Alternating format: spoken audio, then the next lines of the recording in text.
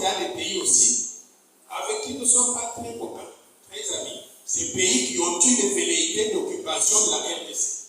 D'où nous voulons restreindre cette ouverture sur la double nationalité.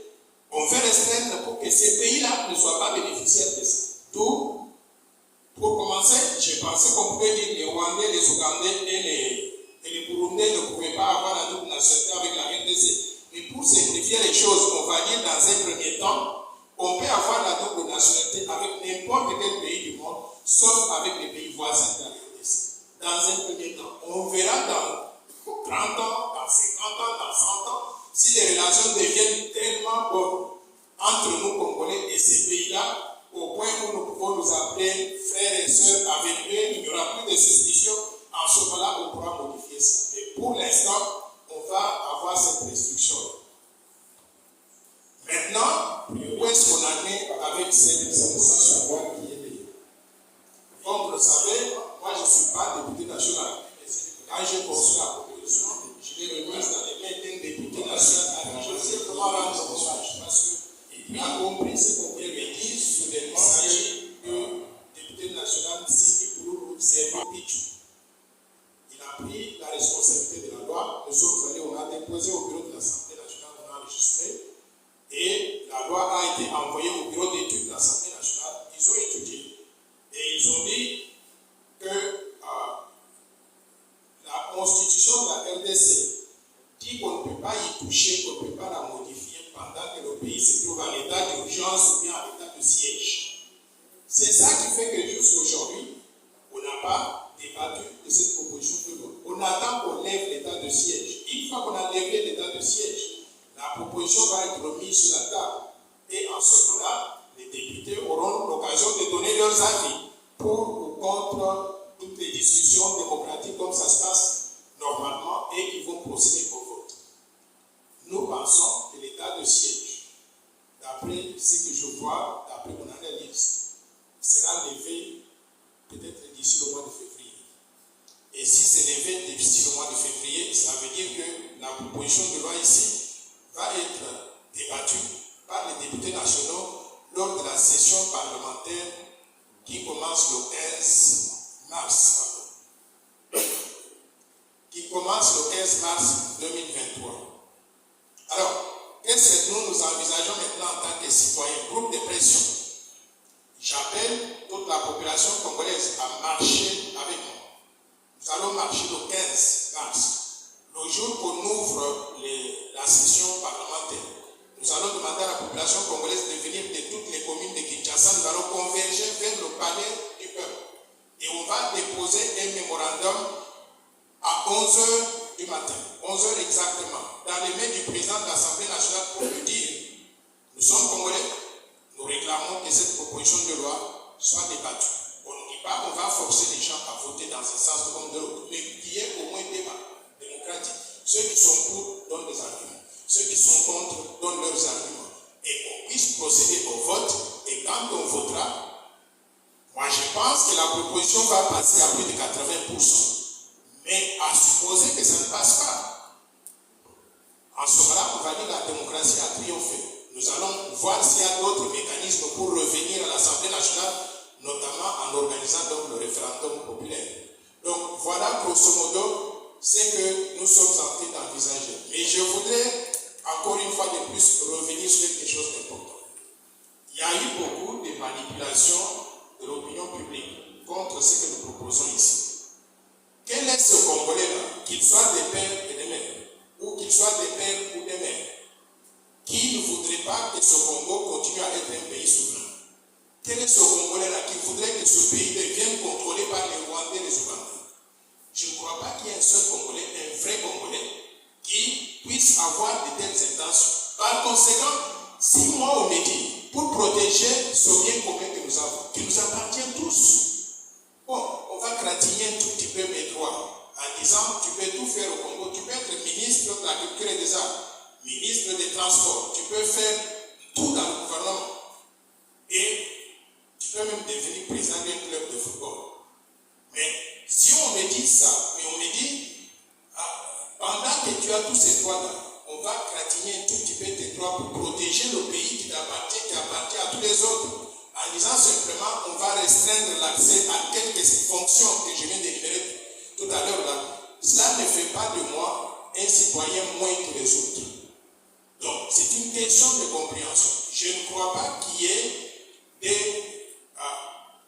des personnes mélangées congolaises, c'est-à-dire mélangées entre la RDC et un autre pays, et qui ont toujours vécu ici, qui connaissent le Congo comme étant le seul pays qu'ils ont.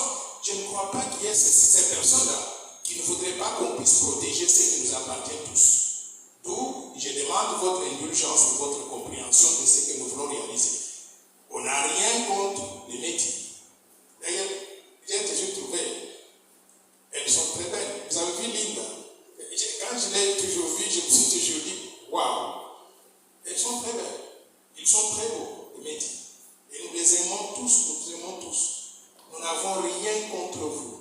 Il ne faut pas vous laisser manipuler par ces individus-là, qui n'ont rien à voir avec la souveraineté de la RDC. Quelqu'un qui n'a aucun parent congolais. Vous trouvez, il a un parent grec, italien, israélien, il a une mère zambienne, il a une femme burundaise et il veut entraîner tout le monde à croire que la loi ici, elle est raciste, elle est tribale, ce n'est pas vrai. Lui n'est pas congolais au même titre que vous et moi. Il n'a aucun intérêt à ce que le Congo marche. S'il y a un problème aujourd'hui, demain, il prend l'avion, il va l'amener dans l'un des pays d'où il est venu là. Il va s'installer là-bas comme fils du pays. Et il va nous laisser dans les problèmes. D'où, vous et moi, nous sommes dans le même bateau. Défendons notre patrimoine commun. Faisons en sorte que ce Congo-là crée un environnement de paix, de sécurité, et que tout le monde y vive correctement, tout le monde s'épanouisse et que tout le monde accède à toutes les facilités dans les limites du possible de ce qui est prévu par la Constitution. Je voudrais vous parler d'une expérience personnelle que j'ai connue. J'étais un jeune étudiant à New York et j'ai étudié dans une école de banque spécialisée. Et avant la fin de mes études, il y avait les grandes banques new-yorkaises ou américaines qui venaient nous interviewer tous pour recruter des gens. Et j'ai été interviewé par 5 banques. Ces 5 banques-là m'ont toutes offert de l'emploi. Et ils ont commencé à se discuter. Celle-ci me dit, oh, on va vous payer $75,000 par an. L'autre dit, moi je vous offre 90 000. Et l'autre dit 120 000. Ils se font concurrence. J'ai choisi personnellement d'aller à la Banque centrale américaine, la Fed Reserve à Washington. Ils m'ont envoyé le billet d'avion. J'ai pris mon avion de New York à Washington. Je débarque le 1er août où je devais commencer le travail cette année-là. Quand j'arrive, on me donne la fiche. Vous vous rappelez le premier jour, on vous demande de remplir la fiche d'identité. Vous êtes né où, ainsi de suite. J'ai rempli cette fiche, j'ai remis à la dame qui s'appelait Juanita Johnson, une noire américaine. Juanita, elle regarde et puis elle dit ouf. Tiens sa main comme ça. Elle tient la tête. Elle dit I can't hire you. Je ne peux pas vous recruter. Je demande pourquoi. Elle dit vous n'êtes pas américain. Je dis je ne suis pas américain mais je suis résident permanent. Un résident permanent détient ce qu'on appelle la green card, la carte verte. Avec cette carte-là, vous avez les mêmes droits que les Américains. Vous pouvez tout faire aux États-Unis. Sauf vous ne votez pas. Alors, moi, je me dis que j'ai la green card qui me permet de tout faire. J'ai les mêmes droits que les Américains. Quand je viens de l'étranger, je n'entre pas aux États-Unis à l'immigration par la ligne où vont les étrangers. J'entre par la ligne où vont les Américains. D'où, j'ai les mêmes droits que tout le monde. Je dois travailler aussi à la Banque centrale américaine. Ils m'ont dit non. La loi est dure, mais c'est la loi. La loi dit que quand vous êtes résident permanent, vous n'êtes pas américain. Vous êtes assimilé aux Américains, mais vous n'êtes pas américain. Par conséquent, vous ne pouvez pas travailler dans ce qu'on appelle une agence du gouvernement fédéral. Et les agences du gouvernement fédéral, c'est la Banque centrale américaine, il y a d'autres agences comme ça, la CIA, et ainsi de suite.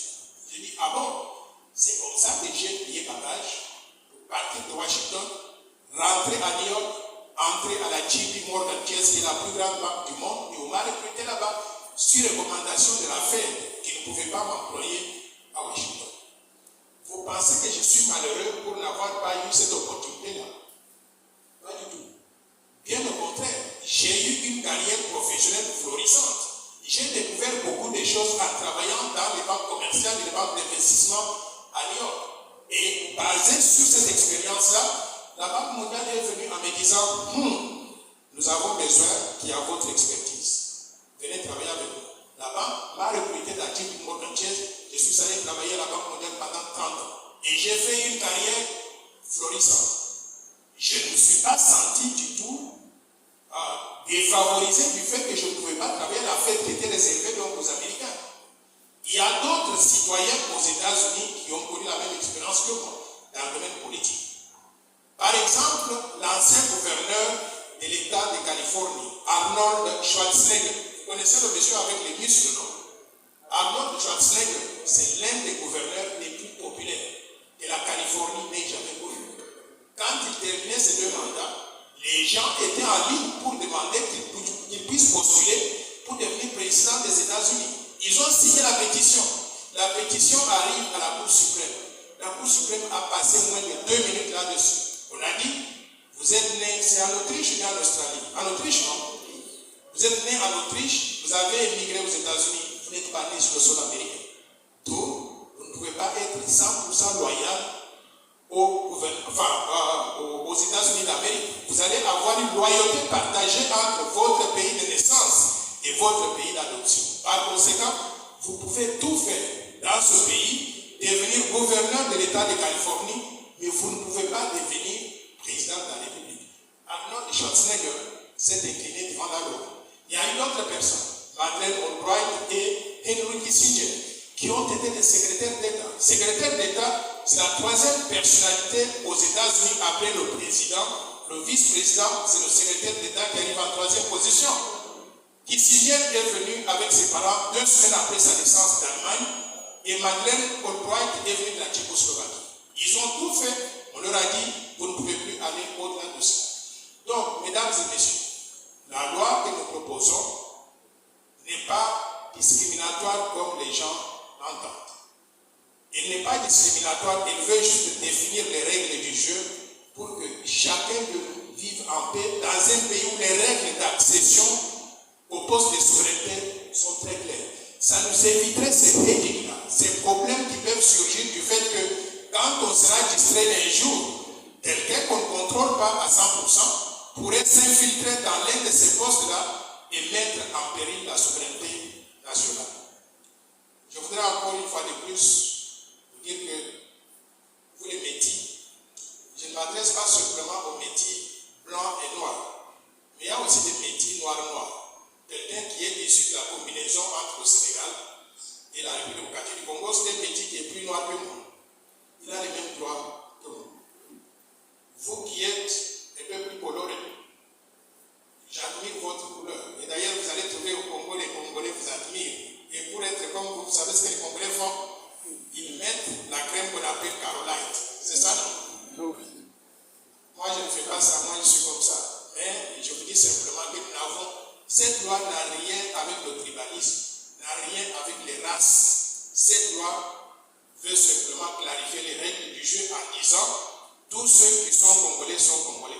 Qu'ils soient des pères et des mères, des pères ou des mères, ils sont tous Congolais, ils sont tous égaux devant la loi. Mais maintenant, pour clarifier les règles du jeu, éviter cette possibilité de conflit d'intérêts au sommet de l'État, nous disons, pendant que nous sommes tous Congolais et nous pouvons tout faire, nous allons restreindre l'accès à ces quelques postes-là qui représentent 0,001% des potentialités d'emploi dans notre pays. Je ne crois pas que ce soit la discrimination. Mesdames et messieurs, je voudrais peut-être m'arrêter ici pour prendre quelques questions afin que nous puissions avoir le dialogue et puis éviter le monologue. Je vous remercie. Le micro va. Voilà. Vous présentez et puis vous posez votre question. Merci beaucoup, moi c'est M. Thomas, je suis juriste et activiste. Je suis d'abord très content, très ému de l'intervention du Dr Noël Tiani. Ce n'est pas ma première fois de l'écouter, je l'ai toujours écouté, mais également féliciter cette loi, parce que d'après moi, c'est vraiment une loi qui est nécessaire à l'instant pour le développement de notre pays. Mais cependant, dans son intervention, j'ai écouté certaines choses qui m'ont tiqué et m'ont poussé à prendre ce micro pour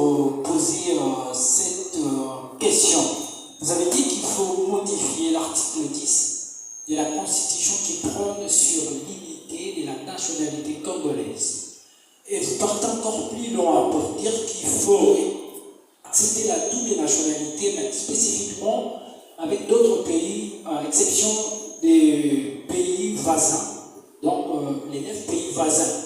Alors moi, je dis qu'il faut proposer une proposition de loi, et d'ailleurs je vous dis qui sera adoptée, mais vous acceptez encore cette double nationalité avec d'autres pays, entre autres la France, par exemple, les États-Unis d'Amérique. Et pourquoi vous acceptez cette double nationalité? Mais vous insistez beaucoup plus sur la modification de l'article 6, parce que quand vous dites qu'on puisse enlever l'unité, c'est-à-dire que vous acceptez déjà la double nationalité.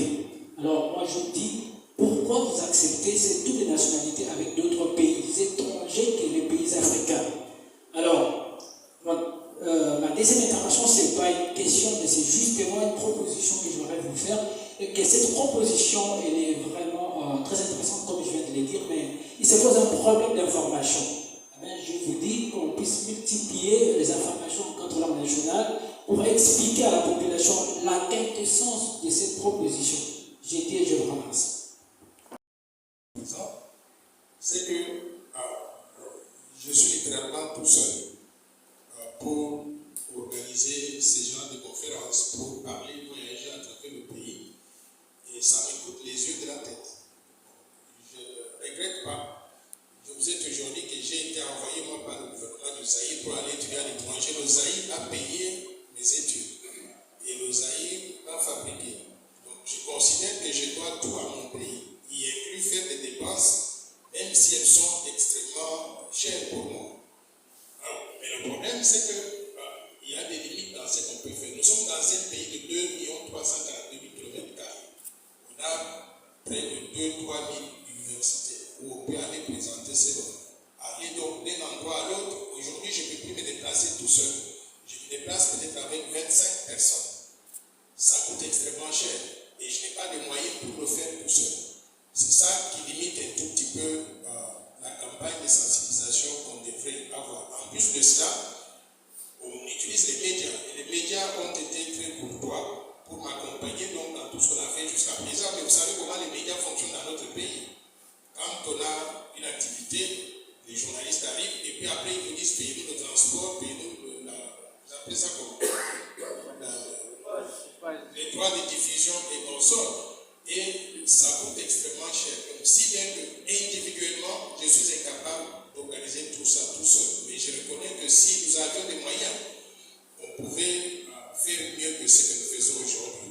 À partir de maintenant jusqu'au 15 mars, je compte pouvoir faire le tour de la République, mais également passer à l'extérieur, parce que ceux qui sont contre la loi, ils prennent l'avion, ils vont à Paris, ils prennent RFI et ils prennent France 24, ils racontent des histoires.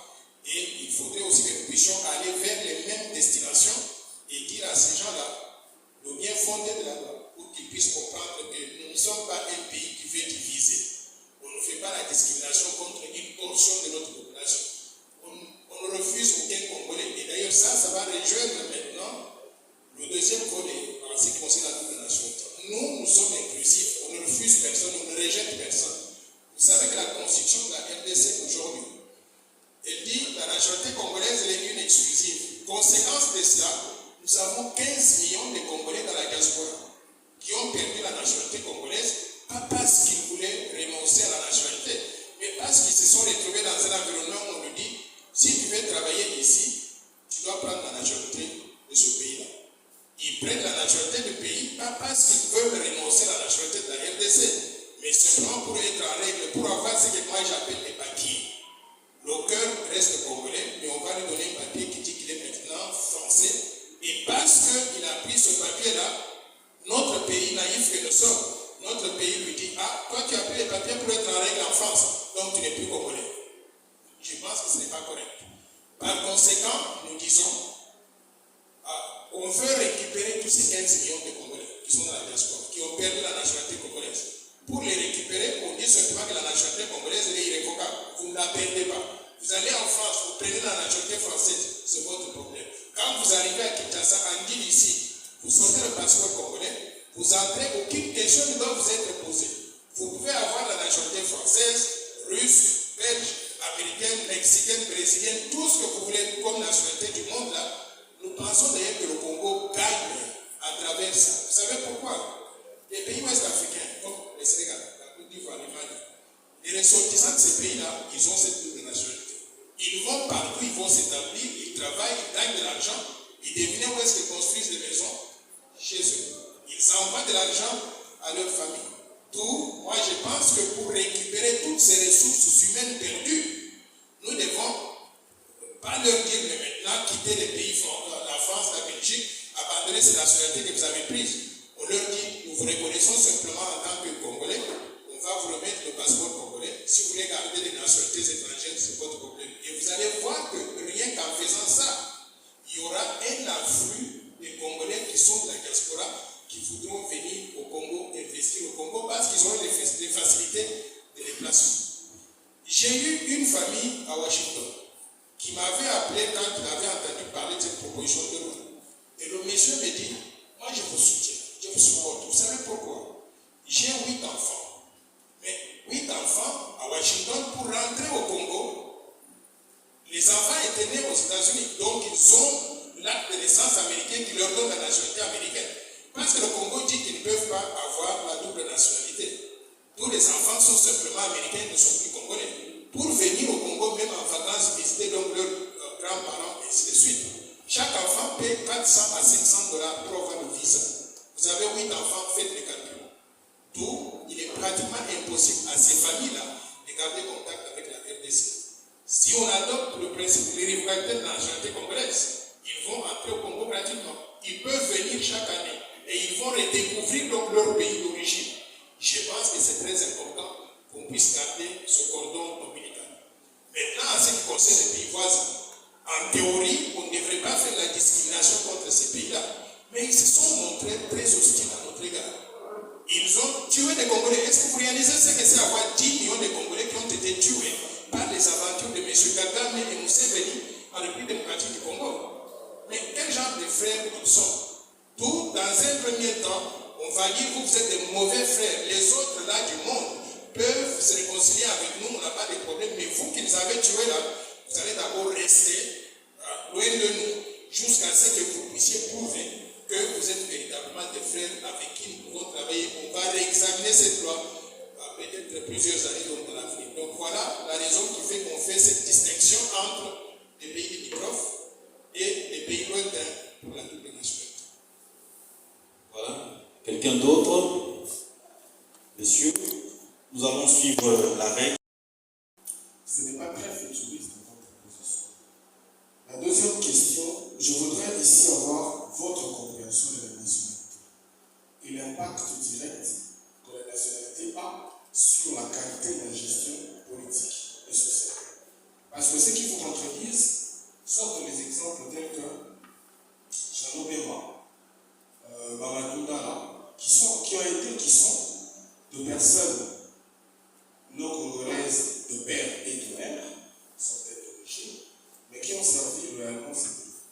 Donc, quel est l'impact de la nationalité congolaise sur la qualité de la gestion politique? Troisièmement, pour finir, quand vous dites que ceux qui font partie des 100 postes qui sont concernés par la proposition doivent, au-delà d'être des Congolais de père et de mère, épouser des femmes congolaises de père et de mère, vous ne trouvez pas qu'on ouvre là une brèche à l'intrusion à la vie? Parce que je ne pense pas que l'amour doit répondre aux ambitions, je ne sais pas moi, carriéristes, politiques et administratives. Quelqu'un doit se marier avec la femme qui lui fait chaud au cœur, à la vie. C'est vraiment tout ce qu'on nous a dit depuis l'enfance. On n'ouvre pas là une boîte à Pandore qui va engager la chasse à la sorcière, qui va même modifier le comportement social, parce que l'effet politique n'a de répercussions dans la société. Merci. Très bien, Élie. A priori, je dois parler de la personne sans savoir qui elle est. Et maintenant, je dois quand même essayer de connaître la personne. Je vais lui demander, mais toi là, ton papa c'est qui, ta maman c'est qui, et ainsi de suite. Et puis, elle me dit soudainement que mes parents, personne ne va me dire ne le faites pas. Je peux quand je le fais, je dois mettre fin à mes ambitions présidentielles. C'est un choix. Je suis libre. Personne ne peut me dire aujourd'hui, non, ne posez pas une femme rwandaise. Elles sont très belles. Mais quand j'ai fait ce choix-là, je dois comprendre quelles sont les lois de mon pays. Et les lois de mon pays, si elles mettent des restrictions dans ce que je peux faire professionnellement, je dois faire ce choix. J'ai choisi d'épouser cette femme-là, mais je mets fin à mes ambitions présidentielles en République du Congo. Tout comme aussi, je rencontre une Congolaise, de père et de mère, et puis je suis très amoureux d'elle et je dis je vais l'épouser. Nous allons nous marier. Et cette Congolaise-là, elle doit aussi donc, elle a aussi le choix d'épouser un Allemand, d'épouser une autre personne, et ainsi de suite. Mais si elle choisit d'épouser un Congolais, dans son raisonnement, elle doit se dire, non seulement que je l'aime, mais nous aurons des enfants, et que ces enfants seraient éligibles pour tout dans ce pays. Ah, ça c'est une option que je dois explorer. Là-dessus, moi je vais dire, en termes d'amour, il ne faut pas qu'on puisse s'immiscer dans les affaires privées. Mais il faut que les privés fassent des choix en connaissance de cause. Je voudrais vous donner un exemple. Aux États-Unis, il y a eu le sénateur Phil Gramm du Texas, je crois, si je ne me trompe pas de nom. Il avait une femme chinoise. Il a posé sa candidature. Tout ce qui est ressorti dans les publicités, c'était à travers la femme, la Chine allait envahir les États-Unis d'Amérique. Il n'a même pas fait 1% de vote. Et pourtant, c'était un sénateur de qualité. Dans ces pays-là, les lois sont déjà incorporées dans les têtes des gens. C'est ça la différence. Chez nous, ici, les gens sont encore naïfs. Donc, nous autres qui pouvons réfléchir, définissons le cadre pour amener les masses à ne pas commettre les erreurs. C'est tout ce que nous faisons. Maintenant, vous aviez posé la deuxième question, c'était l'impact de la nationalité. L'impact de la nationalité, oui. Vous savez, j'ai entendu les Congolais dire que ce sont les Congolais des pères et des mères qui ont géré ce pays et qui l'ont mis à genoux. Et je suis d'accord avec eux. La seule correction que je voudrais apporter, c'est que depuis 1960 jusqu'à aujourd'hui, ce ne sont pas seulement les Congolais des pères et des mères qui ont mal géré le pays, ce sont tous les Congolais, des pères et des mères, des pères ou des mères, des Congolais naturalisés, des Congolais ramassés dans la rue. Tout le monde a participé à la gestion et je peux vous donner des preuves. Je vous mentionne quelques noms des gens qui ont participé à la gestion de ce pays, qui ne sont pas nécessairement des Congolais des pères et des mères. Kengo Adon, il est connu de tout le monde. Il a beaucoup contribué à la gestion de ce pays. Il a réalisé beaucoup de bonnes choses, qui inclut moi qui suis devant vous. J'ai obtenu ma bourse d'études pour aller étudier à l'étranger pendant que Kengo était. Ils étaient arrêtés sous Mobutu, ils ont fui. Sous Kabila, ils ont fui. Ils sont arrivés dans un pays où leurs parents les ont mis au monde. Ils auraient dû aller dans un autre pays, changer de pays. Non, quand on arrive en Occident ou en Inde, on ne se déplace pas comme ça en tant que réfugié. Donc, vous êtes proches en tant que couple, vous allez avoir un enfant de père et de mère congolais, mais parce qu'il est né quelque part dans des circonstances qui font que, mais il a une autre nationalité. Pourquoi on doit refuser à cet enfant le droit de rester congolais? Ce n'est pas juste. Et on ne peut pas continuer comme ça. Mais pendant ce temps-là, chez les Rwandais, l'article 21 rend la nationalité rwandaise irrévocable. Nous avons des gens qui sont venus ici, qui sont devenus des Congolais, qui ont eu des options, des postes. Hein? Et puis après, quand on veut les accuser au tribunal, ils fuient. On a eu 2 cas. Ils ont fui je ne sais où. Et puis quand ils arrivent à la CPI, ils ne se déclarent pas congolais. Alors pourquoi des étrangers à qui on donne la nationalité congolaise sans condition vont pouvoir aller ailleurs, leur pays d'origine va les protéger, et nous, Congolais, on n'est pas protégés par notre propre pays. Tout ça pourquoi? Parce qu'on est né quelque part, nos parents